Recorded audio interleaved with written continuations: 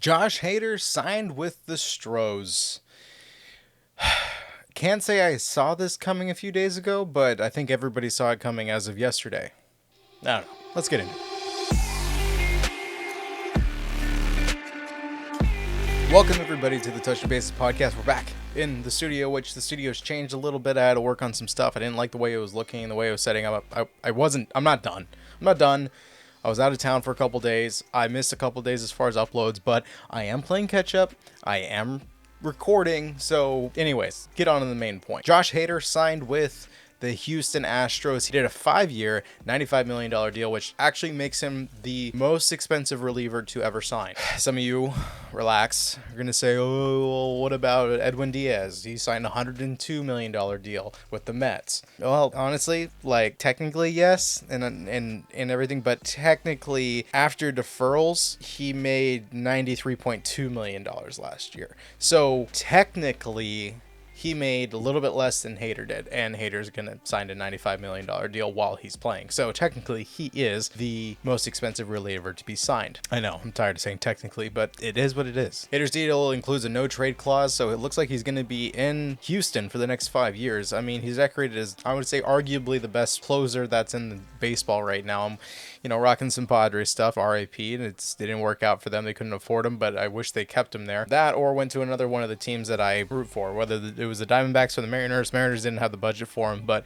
I would have liked to see him go to the Diamondbacks and then let Seawold be his setup guy, but I don't know. I honestly, I feel like once you go to the World Series and you almost make it and then you don't really lose anybody, Diamondbacks didn't really need him. Honestly, I thought maybe he was going to go to the Phillies. They lost Kimbrel. I figured that they would like to go get that best closer possible, but I don't know. Phillies have been pretty quiet this whole offseason. They haven't really done much, and they lost a few guys, and I figured they would have picked something up. But focus now is the Astros. As much as I'm not really a big fan of the Astros, they did make a good move. I didn't expect them to jump in last minute and actually hone in on a deal with Hader, but he did what they did. I mean, and it kind of makes sense. They are motivating him with a bonus if he wins the reliever of the year, which is the Mariano Rivera Award, I think it's called now.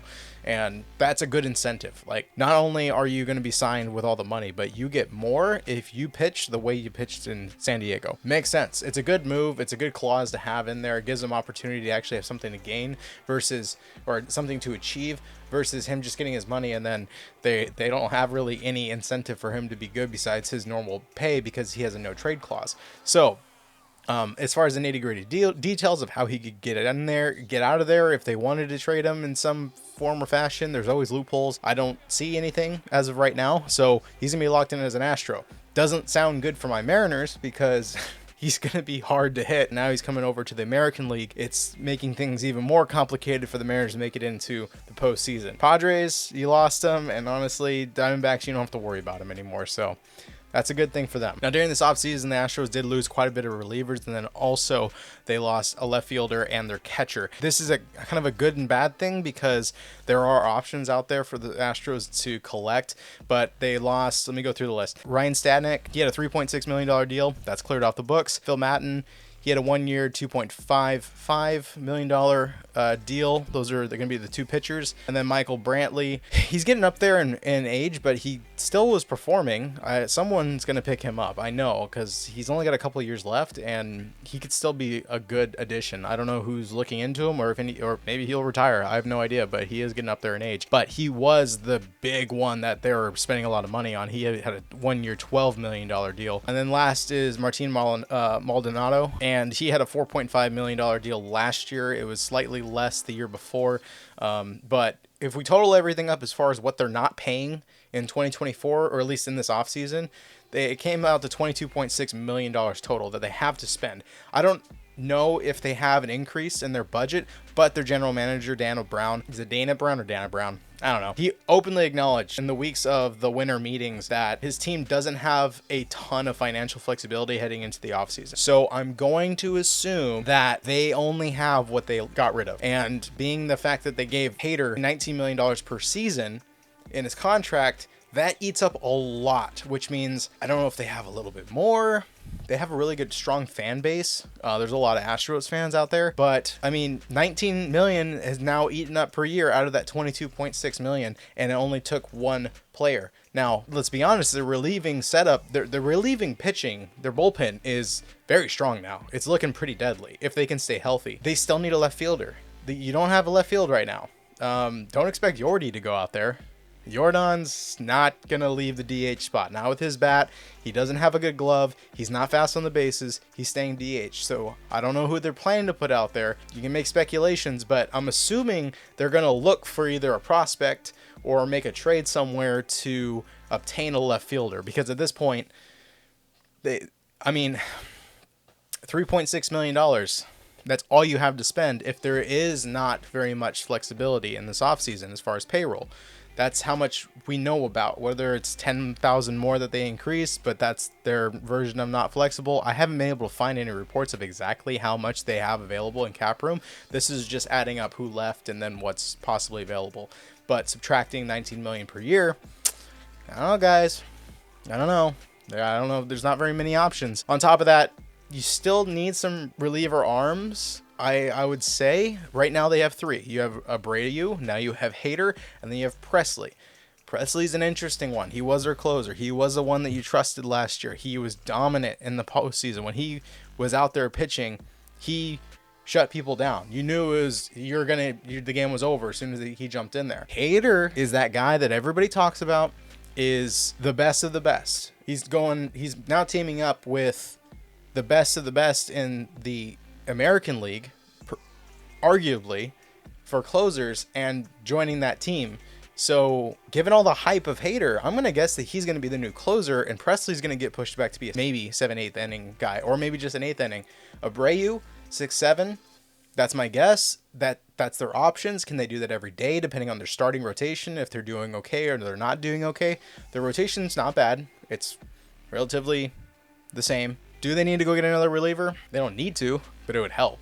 It would really help their depth. But where is Presley going to go? Because I don't know how he's going to like being replaced after having such a really good season with the Astros, improving himself over the years. But again, if Hader gets hurt, if he has injury, Tommy John seems to be a trending thing in the MLB right now. They have that backup, and they can rely on him to close out the games. But I think that Hader's now taken Presley's job.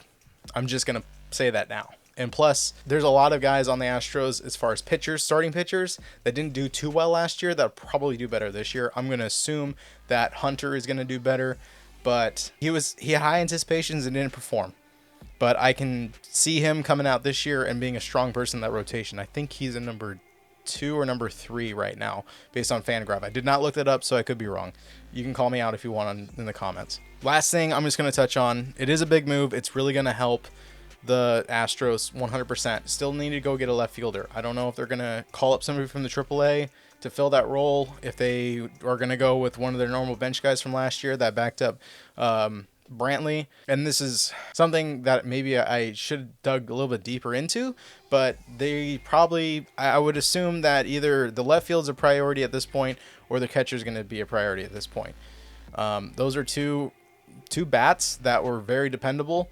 Maldonado was great defensively, and he showed he could play in that position as a starter. What are they going to do with them gone?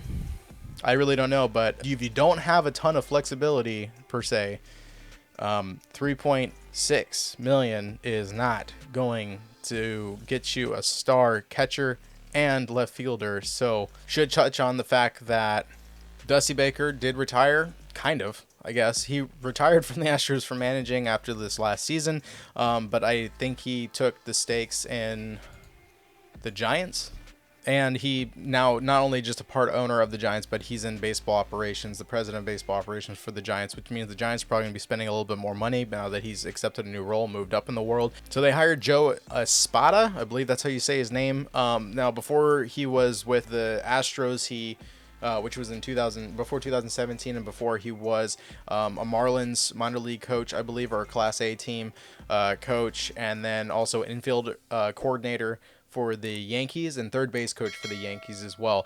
After the 2017 season, he did come to Houston, and I believe he's a third base coach. He's never been a head coach of any team, so this is going to be his first trial. How that works out with the Astros, I mean, he's got a good team in front of him. They've always proven that. Yes, they lost a couple people, But I guess it will really dictate how much Dusty Baker made an impression on the team versus now Joe coming in here to take over. So that's another factor we should keep an eye on. But hey, Josh Hader, you trusted this team, so good luck. And I don't know, hopefully the Mariners can hold you off and bat you around the baseball field since you're now going to Texas. So Padres messed up. They should have had a better season. Hopefully they can fix their clubhouse. Astros picked them up. They got a good win out of that. I think it's a big win.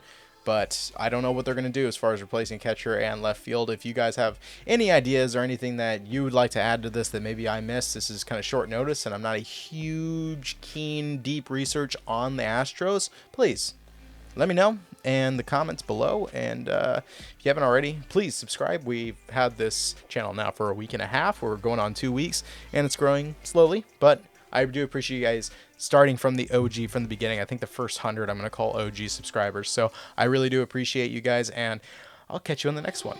See ya.